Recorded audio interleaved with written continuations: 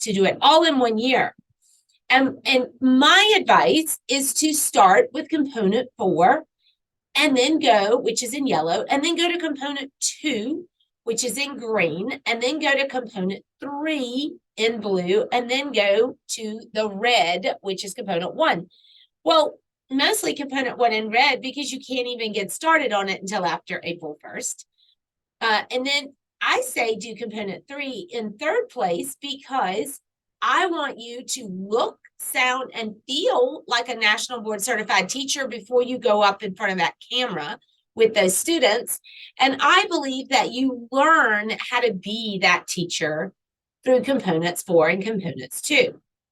Now, there are people who would argue with me and say, oh, but component 4 and component 2 are only worth 15%, where component 3 is worth 30%, and so is component 1.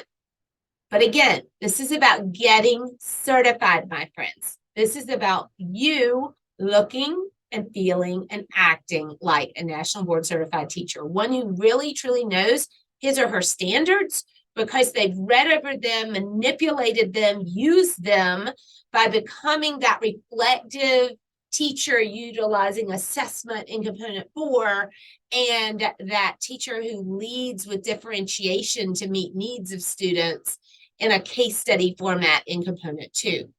And so by the time you get to that whole group on that video, or that small group, or that one-on-one, whatever you're videoing for your 2 videos, that then you're really confident.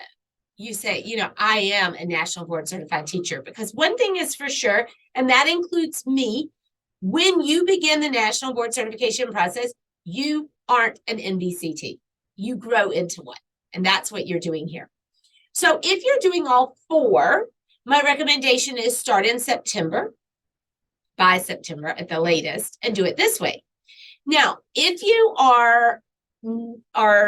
it's January and you're doing all 4, you're going to have to double up on those. You're going to have to do 2 of them at a time. You're going to have to give your entire life to the national board process. I've been coaching candidates now for nearly 22 years.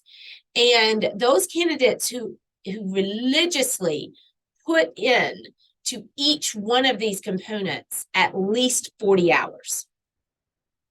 40 hours minimum per component. Those teachers, they achieve certification. So it's like your second full-time job. It's a feel-good job, though. It's a job where you're growing and you just can't believe how much you're changing in 1 year. And for many of you, that equals like a $12,000 raise, or some states, $18,000 raise. It equals not having to do all of the professional development work that others in your state have to do to turn in hours and all that for the 5 years. Every state's different, but you're putting in the hours and the work now to not have to get that raise later. So it is going to pay off, and you will get paid for it. So biggest takeaway here is, if you are working on it from beginning to end, I would start in the fall. If you are not, if it's not the fall anymore, I would say you've got to double these things up, and you've got to be really, really clear. If you're going to work on component 4 and component 2 at the same time, you got to look at your time frames that are required. Many times 3 to 12 weeks is required for C2. And then if you're like Tuesdays are C4 and Wednesdays are C4.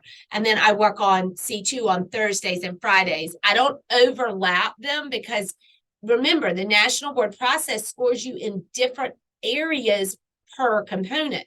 So you're not being scored on differentiation in any component but component 2.